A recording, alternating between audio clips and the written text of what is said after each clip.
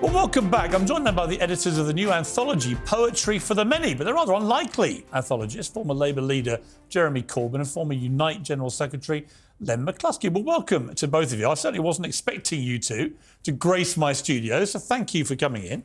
Right, Jeremy, let me start with you. You were at this march on Saturday and you were speaking there. And as you know, it was a controversial march. From my point, I think a lot of people there are there for the right reasons. They're there because they genuinely believe that they want to have a ceasefire in Gaza and stop more people being killed. I understand that.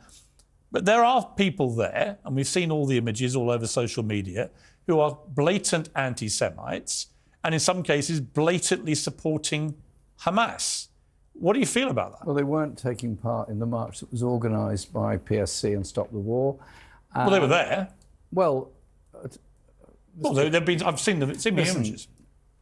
The equivalent of the crowd of 10 Cup finals came to London on Saturday to march for peace in Gaza because they're appalled at what's happening there. And there were people there who wanted a ceasefire. There was but what about the ones? Placards there calling for the release of. I've already said that. Calling for the release of. I've acknowledged hostages. that. I'm concerned about the ones who were chanting "Death to the Jews," the ones who were wearing Hamas regalia, the ones who were chanting. They should have been arrested by the police. Every protest that's ever taken place in London, and I've been on many of them, always has a group of people there to cause trouble. They're normally dealt with by the police. Don't be asking Jeremy or the people who organised a perfectly legitimate Why shouldn't protest. I ask someone who's helped organise it? No, he didn't help organise it. Well, you just said he was did, a didn't speaker. Speaker. He was a speaker. All right, well, let me ask you this. So he's answered emphatically, should have been arrested. Do you agree? If they're breaking the law and showing illegal signs, then obviously the police have to act. So anybody Wait, who... can I just be clear? Let me just ask you a simple question. You seem to be Hang on, over-concerned with... With anti-Semitism? No, I did not. I am. Don't put words in my mouth.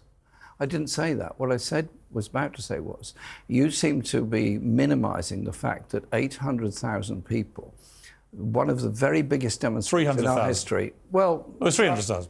OK. Well, I'm minimising your description of the size of the crowd, but I'm not minimising, as I said... A march that extends from Battersea to Marble Arch. Yeah, but I said at the start, the majority of people there were for well-intentioned reasons, right?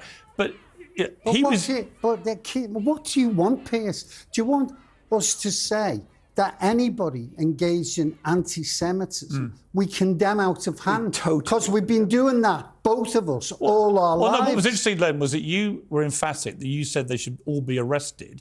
Do you, Jeremy, think they should all be arrested? If people have broken the law and the police feel there's a case for it, then of course they can do that, and they did do that in some cases. But I want you to understand the size of this demonstration, the peaceful nature of it, a very large number of Jewish people in the Jewish bloc also carrying placards calling for the release of hostages. This was a cry of all kinds of people, Jewish, Muslim, Hindu, Buddhist, Christian, no question. Everything, calling for an urgent ceasefire. I think the question you should be asking is, why hasn't our government listened to what ordinary people are saying? Well, because they don't agree that there should be a ceasefire.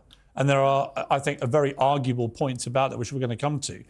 The previous guest says you haven't condemned what Hamas did on October the 7th. Have you? Of course I have, on every speech. And do you unreservedly condemn it? At every speech I've made, I've utterly condemned the killing of October the 7th. And it was a taking of innocent life. It was totally wrong under any circumstances. You don't bring back the tragedy of those 1,400 deaths by killing 10,000 people in Gaza. You have to have a process that leads to a ceasefire that hopefully... How do you get...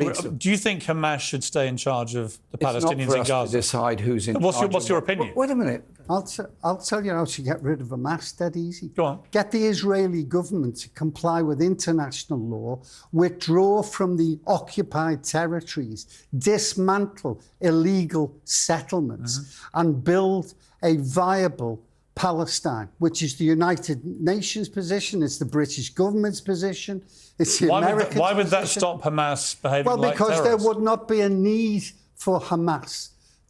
But what justifies what they did on October the 7th? Nothing justifies it. It was disgraceful. They're a bunch of medieval barbarians. It was disgraceful. Yeah, but they're not going to listen to any reason. It's interesting. Their charter is a nihilistic view of Israel and getting rid of them. It's interesting that you always have on the screens, like many other media, the war between Israel and Hamas. It's not a war between Israel and Hamas. It is. It's between Israel and the Palestinian people. No, but it's not, though. Thousands and thousands. So you agree with thousands of people, women and children, being killed? No, I don't agree with 1,500 being killed on October the 7th. Neither do I. But I do agree. Let me explain what I do agree with. Can I put something Let me explain to you. Can I put something to you? Let me just clarify my position. It might be helpful. Because I've had lots of pro-Palestinian guests on this show, as you may or may not be aware. And you've been very good on But I've tried to be very fair, but I've been consistent about my own opinion.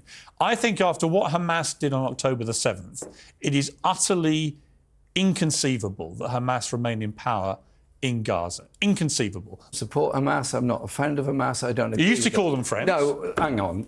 We did. Karen, let's get this clear. We did say that you were friendly with us. Can you hang on a second? Let me just... Is that not true? Can I say something very clearly? Yes. Which I've said many times, and I said it on Andrew Marr 2 weeks ago. 10 years ago, I was in a private meeting in the House of Commons with a number of people who were representative of different Palestinian groups. It was an attempt to understand their views and to bring people together. For a short time, a person who was related to Hamas left the room. And I said, in a collegiate, a friendly and appropriate way, as you would at any meeting, where's our friend from Hamas gone? Right. That's all I said.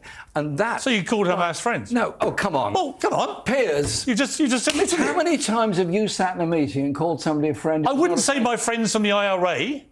I wouldn't say my friend from ISIS. I wouldn't say my friend from Al Qaeda. Look, you said my friend from Hamas. No, you might have changed, Jeremy. You might have changed your mind. No, Piers, which you're perfectly entitled to do. Piers, and my understanding is you do now regret what you said. You are obsessed with tittle-tattle of politics. Of something that happens 10 years ago. Why don't you instead concentrate on this? You think people supporting Hamas is tittle-tattle? Let me finish. Give me a chance. Really? Yeah, give me a chance. Let me finish. How do you think people in Palestine feel under occupation? How do you think it's like growing how they feel. Growing up with a soldier outside your house?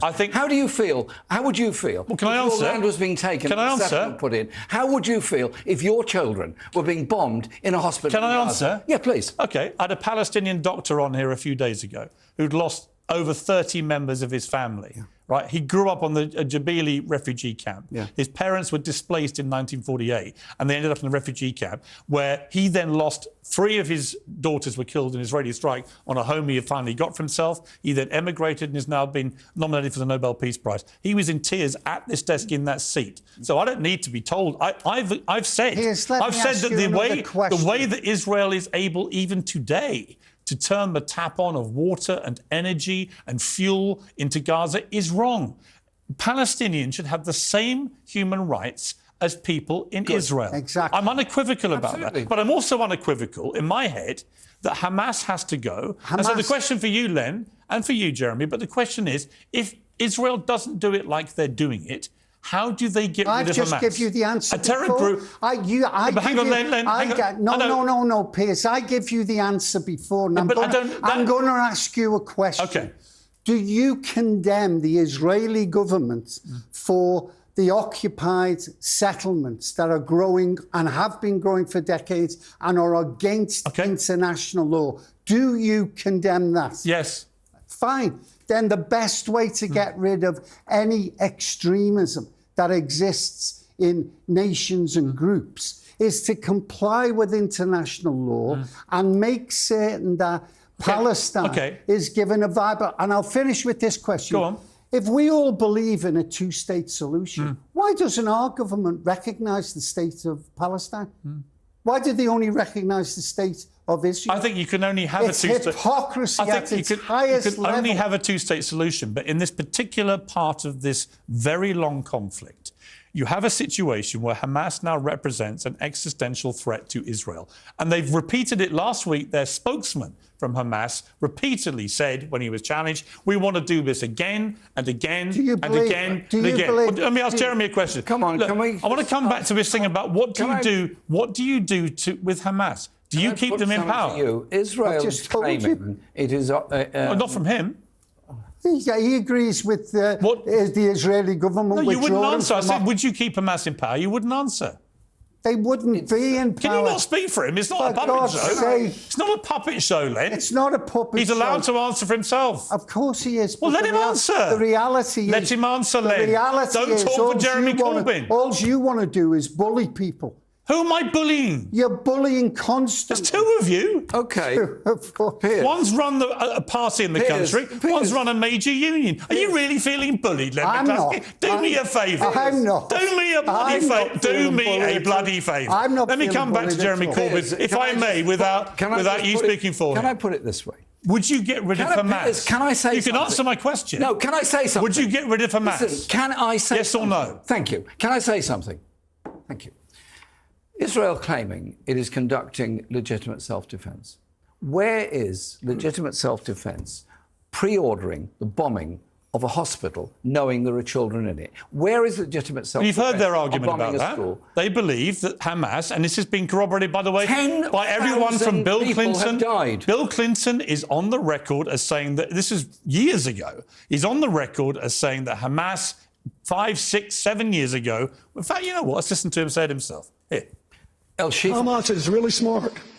When they decide to rocket Israel, they insinuate themselves into hospitals, into schools, into highly populous areas. I killed myself to give the Palestinians a state. I had a deal they turned down that would have given them all of Gaza, all of Gaza, between 96 and 97% of the West Bank, compensating land in Israel. So two things then. We'll come to the second part in a moment. But he's crystal clear, Bill Clinton, in 2016. He was president of the United States for 2 terms, right? That Hamas were using hospitals, schools, mosques and others deliberately. And they don't care about Palestinian lives. They don't care about them. They knew when they did what they did on October the 7th, there was going to be a massive reaction by Israel. They knew thousands of innocent Palestinians would die. They don't care about their people. So my question for you, Jeremy, which you haven't answered, Jeremy, there are and I want you to answer. Dead already. I know. How many more are there going to be before this is over? How many more wholly innocent Palestinian children are going to be killed because of Israeli military policy? Answer my question. A ceasefire means a ceasefire. They are not on both sides. Right. Would you have said ceasefire, as this is the Israeli argument back at you, would you have said ceasefire to the Allied forces in World War II against the Nazis when they went after cities like Dresden and killed tens of thousands of people in one night? Would you have said ceasefire, or would you have said you keep going until you finish and defeat the enemy? That's their argument, that they're at war with a group that wants to remove Israel completely and kill every Jew they can get their hands on. Now, I've asked you repeatedly... Without wishing to rehearse everything in the Second World War, I think military targets should be industrial and military targets. Right, but a lot of German... homes and hospitals. As you know, a lot of German civilians died in the process of taking on the Nazis. So my question again, and just answer this question... Would you keep Hamas in power? It's not up to you. What's your opinion? No, hang on a minute. You're expressing plenty of other opinions, aren't you? Piers, can you calm down a minute? Can I ask you a question? You know, I'm sorry. Calm down a minute. If you think Hamas should stay in power, say so. Can I ask you a question? Well, I wanted to answer the question. Can I ask you? No, he can answer it. Can I ask you a question? It's not a puppet show, Len. Can I ask you? Why won't you say Hamas should go? You are a very strange form of interviewing. Am I? Where you interrupt, shout and abuse your guest. Well, you refuse to answer my question, and he keeps trying to answer it for you. No, I'm going to ask you a question. No, I'm not going to ask me a question, Len. It's not your show, it's mine. And I keep asking you the same question. Would you keep Hamas in power? What I said was there has to be a ceasefire. A ceasefire has to be both sides. That ceasefire will then hopefully develop into a longer-term peace. Well, you think Israel can do... Hang on a minute. You think Israel can do peace with Hamas? Israel has been talking to Hamas for 20 years. You think they can do peace with them after October the 7th? They've been listen, October the 7th was abominable and appalling. That we're agreed. And you think Israel can do peace with people that did that? I managed to get 2 sentences in between... Because you won't answer my question. Look... If you want to have a discussion, fine. Answer my question. If you want to just shout at me, that's your prerogative, your TV, your show. Should Hamas stay in power? Listen, what I said was a ceasefire means a ceasefire. It means both sides have to cease fire. Yeah. It means you then... No, you said that. Should Hamas stay in power? It's actually Are you done yet? It's actually a critical question. Are you done yet? It's a critical question. Are you done yet? No, it's the question. Are you done yet? Should they stay in power? Are you done yet? This country says they're a terror group. Do you agree? And should they stay in power? Listen, I do not approve, support, or welcome Hamas. Are they a terror group? Everybody knows what they are. Are they a terror group? Look, Piers, can you say it? Piers, can we have a discussion? Can you say it? Can we have a discussion? Can you call them a terror group? Jeremy, can we have a discussion? Can you call them a terror group? Is it possible to have a rational discussion? Are you prepared to call Hamas a terror group? Is it possible to have a rational discussion with you? Is it possible? Come on, answer that question. You can't, can you? You answer it. No, it's my show. You answer my question. Well, are Hamas a terror group? Listen, can I... Are they a terror group? Piers, can I speak? Answer the question. Can I speak? Are they a terror group? Piers, no, Len, no. If you let me speak... Are they a terror group? If you'll let me speak, I'll say something. Go on, then. A ceasefire means both sides... You said that. Are they a terror group? Listen, I said that because are they a terror group? Part of the process. Are they a terror group? Can we go... Why can't you say it? Piers, can we go through what ought to be happening? Just answer my question. Why do you think are Hamas a terror group in the world are calling for a ceasefire? Are Hamas a terror group? Come on, answer that. Answer me. No, it's not your show. You've got so many opinions. Why should I answer yours when you won't answer mine? Why do you give out your opinions all day and every day? Are Hamas? You don't like it when somebody pushes it back on you. Are Hamas a terror group? Yes or no? You won't like it when somebody pushes back on you. What I've said is... I've asked you two questions. Should Hamas stay in power and are they a terror group? You're refusing to answer either of them. That is very telling. And you wonder, it's not very telling why people think you had a problem with Jewish people. At all. Right? What is very telling is your inability to keep quiet for 30 seconds to allow anybody to answer a question. On my show, I ask people questions. You shout at people. Normally, they answer them. You shout at people. No, only when they won't answer the question. No, you shout at people all the time. You've deliberately not answered my question. Piers, I've explained to you how to get rid of Hamas. Are they a terror group, Len? Of course. The Thank terror... you. Why can't you say that? Hang on. You've answered it. Should they stay in power, Len? But do you... Should they stay in power? No, they won't be in power. No, do you believe they should? They won't be in... Do you believe they should? They won't be in power. Do you believe they should? They won't... I don't believe... OK, so you've answered my questions. I believe... It's not that difficult to say Hamas should go and they're a terror group. Why can't you, Jeremy Corbyn, answer the questions? Ask something about the behaviour of the Israeli army and the Israeli government. Why can't you say that? Why can't you have a discussion about how a ceasefire would come about? Why can't you have a discussion about a process for the future? Because you know why, Jeremy? Which brings about a peace for everybody in the region. And it does not mean that the people of Gaza all support Hamas. When I repeatedly ask you, are Hamas a terror organisation and should they stay in power? And you are simply incapable of saying that they're a terror group and they shouldn't stay in power. People will draw their own conclusions. The most important They'll draw their own conclusions. How do you stop? Anyway, let me conclude with this. You've done a book on poetry. Which we gave you a copy of. Poetry for the Many. I appreciate it. Thank you very much. Wonderful poetry from wonderful people, encouraging the working classes to embrace and enjoy culture, poetry and music for the many. I love poetry. We can agree on that. Good. Thank you very much. Goodbye.